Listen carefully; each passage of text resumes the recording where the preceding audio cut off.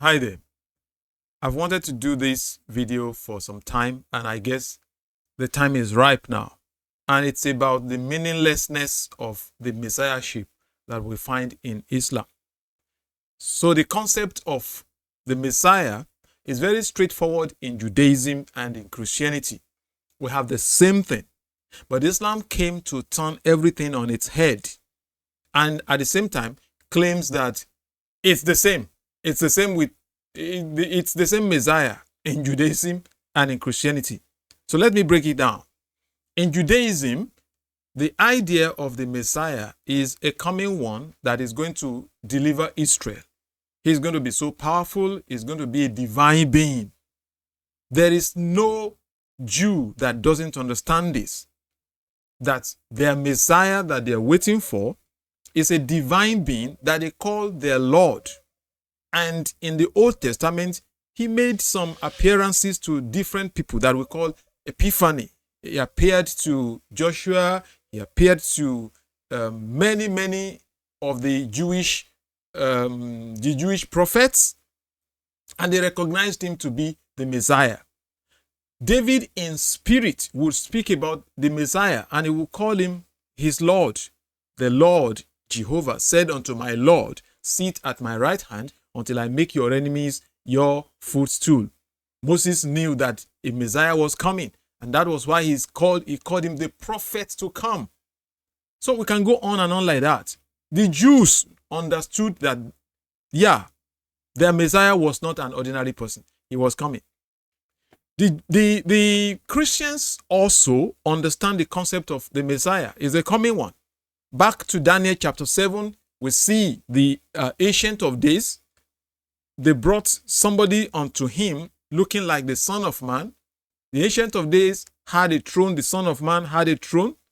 And the kingdom, the Ancient of Days gave a kingdom to the Son of Man, and his kingdom should be an everlasting kingdom that all nations and languages and tongues and all people should bow down and worship the Son of Man. Okay, that is in Daniel chapter 7, verses 13 and 14. The Jews knew this to be their Messiah. That was why when Jesus came and he claimed to be that Son of Man, the priests, the chief priests, tore his dress and said, he has spoken blasphemy, because he, being a man in appearance to them, was calling himself divine, was calling himself God. They understood that. So what is the difference between the messiahship in Judaism and the messiahship in Christianity? There is no difference. The difference is that Christians believe Jesus is that Messiah, whereas the Jews do not believe Jesus is that Messiah. That is just the difference. But as the concept of the messiahship goes, it's the same concept. It's the same. The difference, the disagreement is whether Jesus is that Messiah or whether there is another Messiah that is still coming. Now let's bring in Islam. Let's throw Islam into the equation and everything falls apart. In Islam, the title Al-Masih is used by Muhammad, but he didn't know the meaning. So ask any Muslim, what is the meaning of Messiah? Who is that Messiah? What is the significance of the title Messiah? No meaning. Nothing whatsoever. So let me run you through some of the things that are said of the Messiah in Islam, and yet no meaning. No meaning. So number one, Islam agrees that the Messiah, Jesus Christ, Isa ibn Maryam, is born of Virgin Mary. Miriam, right? But the virgin birth has no meaning. It has no meaning. In the book of Isaiah, right, a young woman, if you want to say a young woman, whether you say a virgin shall conceive or a young woman, the Jews understood this young woman to be somebody that had not slept with any man. That is it. So the argument about whether it should be translated as young woman or it should be translated as virgin is irrelevant. The Jews knew that the Messiah that they were waiting for was going to be the son, was going to be the seed of a woman, not the seed of man, the seed of a woman. And a woman cannot give birth on her own without a relationship with man. That is what sets the Messiah apart. In Islam, yes, the Messiah is born of virgin. But so what? It's not different. It's a coincidence. It's a mere coincidence that the Messiah is born of a virgin in Islam. Okay, it's in Christianity and in Judaism that has meaning on its own. Oh, Muslims will now tell us, well, how about Adam? Was Adam born? Was Adam born? Adam was not born. Don't you understand what we are saying? In the case of Adam, there was only one way he could come into the world. Only one way. He couldn't have been born. But in the case of Jesus, there was an alternative to be born, which was the union of man and woman, and that was not chosen. So and I don't believe that they can't get it. But there's talk, because they have to prove that Muhammad is the greatest and that Jesus is not greater than him. So Jesus is just an ordinary person. He's just like Adam. Adam was not born. But the Messiah is born of a womb of a virgin, and the birth of, and since Messiah was born of a virgin, who other person has been born of a virgin, either before him or after him? Born, not created, not just created as a first being, but born. None. So that has no meaning.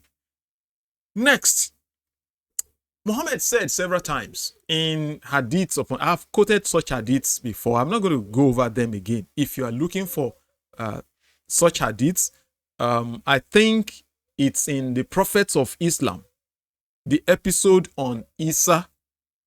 Okay, you go and watch the episode on Isa, the Prophets of Islam episode on Isa. I actually touched on the hadiths where Muhammad said, every child that is born in this world, every child is touched by the devil, by Satan, on both sides. And he said that is the reason children, babies, when they are born, that's why they cry. Because Satan touched, he touched them. That's why they're crying. And then Muhammad said, except Jesus and his mother, those are the two people never touched by Satan. We understand as Christians the meaning of being touched by Satan. We know what it means. But in Islam, it has no meaning. Only that he was not touched by Satan. Muhammad himself was touched by Satan. Okay, because if he said, of all humans, only Isa and his mother were not touched. So he meant that even himself was touched by Satan. And Muslims can't argue this. But being touched, being not touched, doesn't have any meaning. It just happened by coincidence. Several hadiths report this. Number 3, the Messiah is sinless. We all know, Judaism know who their Messiah is. It couldn't be an ordinary person. In Christianity, we know who our Messiah is, not an ordinary person. Okay, so he is sinless. He himself came and told the people, the religious leaders of his time, of his days, which of you, who among you, convicts me of sin? None. Nobody can say he did this wrong. We find these days some Muslims, some unserious Muslims on the internet who are throwing their own God and their own prophet under the bus by claiming that Jesus Christ actually committed sin, when their book says that he was pure, a pure son, a sinless son. And they will say, well, he passed through the corn, the farm, on a Sabbath, and he took, like, there's one ridiculous man here in southwest Nigeria that calls himself Sheikh. Is it Sheikh or whatever? Yusuf Adepoju, who did one video that backfired, where he claimed that Jesus was a sinner, that he was a thief. By the way, the passage did not say Jesus stole that thing. He was not the one that ate it. It was his disciples. I guess that they don't read the Bible. They just carry some titles on their heads and say, I've had people call him Doctor of the Bible before. Doctor of the Bible. That is very funny. And he never read that it wasn't Jesus that ate the corn. It was his disciples. Secondly, the people that came to challenged Jesus, they didn't say, you are eating this thing. They said, your disciples, they're doing this on a Sunday. No, is this on a Sabbath, Saturday? Okay, our own Sabbath. Sabbath simply means resting day. Our own Sabbath as Christians is Sunday, the day of rest. It is Sunday. But whether you want to argue about Sabbath being Saturday or Sabbath being Sunday for different people is irrelevant. What is relevant in this discussion is that on the Jewish Sabbath, which is our own Saturday, Jesus Christ and his disciples were passing through a cornfield, and his disciples were hungry and they were eating the corn like that. But obviously, they were not the owners.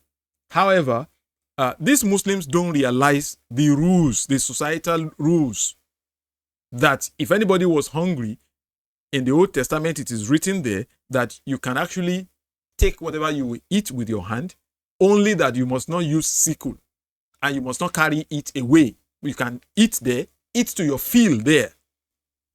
And yet, these people who claim to be doctors of the Bible have never read that in the Bible.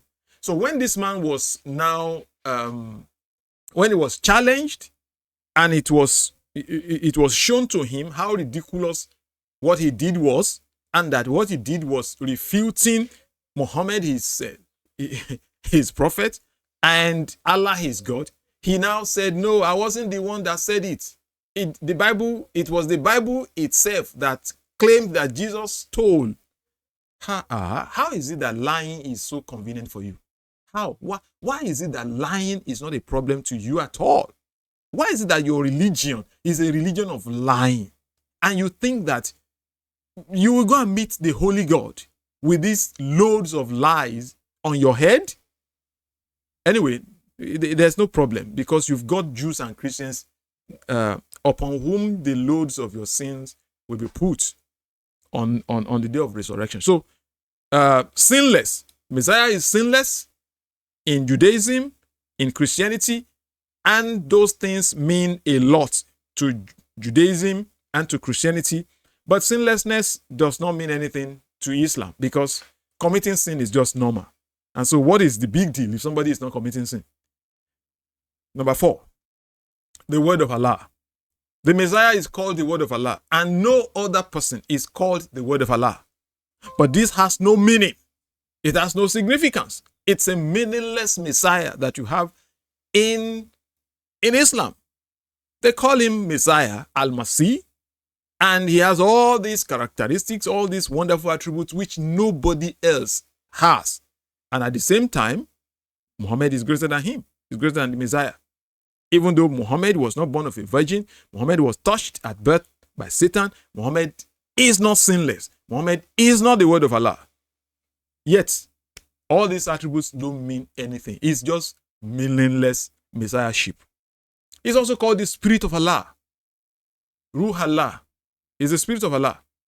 And our spirit, okay? Ruhana. The Messiah is the word of Allah and is the Spirit of Allah, which is the fifth thing. And yet, it doesn't mean anything. No other prophet is called the word of Allah. No other prophet is called the Spirit of Allah. No other prophet is sinless. No other prophet is born of a virgin. No other prophet is exempted from being touched by Satan. And yet, there's no, what is the big deal? It's not a big deal. The word of Allah. Number 6, the Messiah is the most miraculous man that ever lived.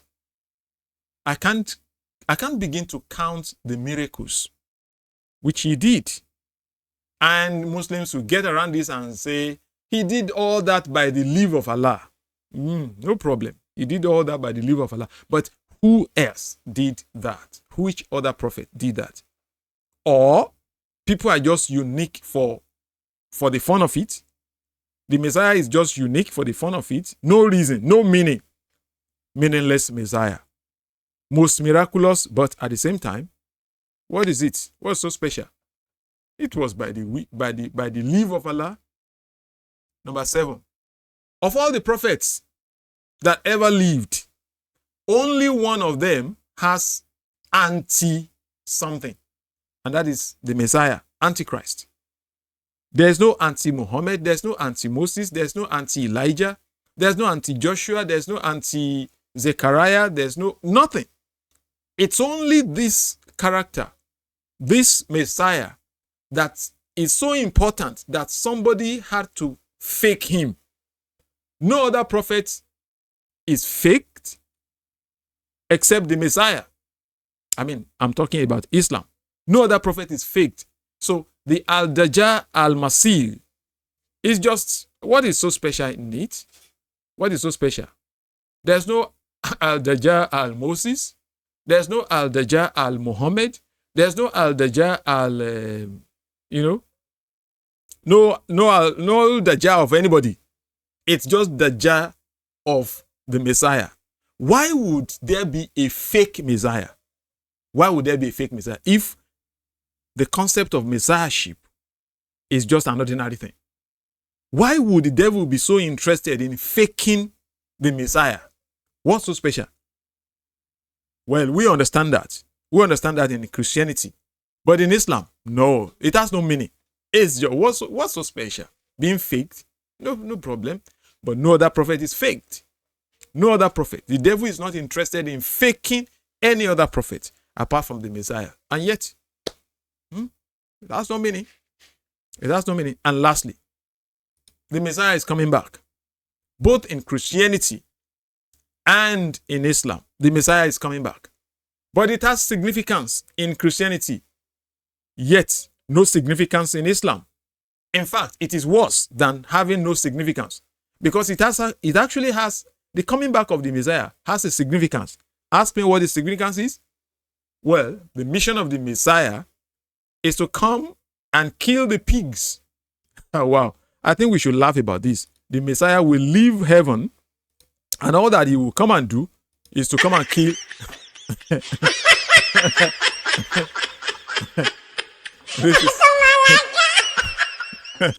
This is funny. The Messiah is coming to come and kill pigs. Not only that, the Messiah is coming to come and break all the crosses in the world. Imagine.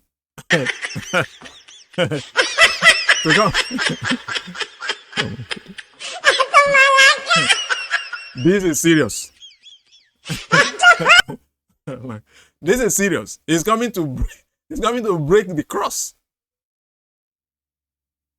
So the ones that Muslims have been breaking, that's not enough. But the Messiah will come, leave heaven, come and kill pigs, and he will come and break cross. Imagine. So the Messiah is coming back, and no other prophet is coming back. Not even Muhammad is coming back. I mean, I'm not talking of resurrection, coming back into the world before the day of judgment. And it is for nothing. It has no significance. It has no meaning. It's a meaningless Messiah. It's a meaningless Messiah. And so, if you think deeply, why? Why is it that the Messiah is born of a virgin and no other person is born of a virgin? Why is it that the Messiah could not be touched by the devil and his mother? Obviously, we know why Muhammad added that of his mother. Because if the mother was not okay, she wouldn't be able to give birth to the Messiah. So that had to be added. Only the Messiah is sinless in the whole world, both in Christianity and in Islam. The Messiah is the word of Allah, both in Christianity and in Islam. In Islam, the Messiah is the Spirit of Allah. I don't know what is wrong here. And Muslims will tell us that the Spirit that is promised in the Bible is Muhammad, but the Spirit that is in Islam, the Spirit of Allah, is the Messiah. And yet they will tell us that the Holy Spirit is, guess what? Jubril. So help me make it make sense. How Muhammad is the Spirit, how Isa is the Spirit of Allah, and how Jubril is the Holy Spirit. I don't understand, but let's just leave it. It is Islam. The Messiah is most miraculous. I'm summarizing the whole thing. Messiah has an anti-person, al-Dajjal. No other prophet has this. No other prophet is the Spirit of Allah. No other prophet is the Word of Allah. Even though they say, well, the creation of Jesus, of Isa ibn Maryam, is like that of Adam. I hear you. It's like that of Adam. And yet Allah formed clay, used clay to form Adam and breathe. Is that B? And the Messiah is coming back. No other prophet is coming back. Yet, what is so special in the Messiah? You let me know in the comment section what is special in the Messiah or what is not special in him if you're a Muslim. Thank you and God bless you.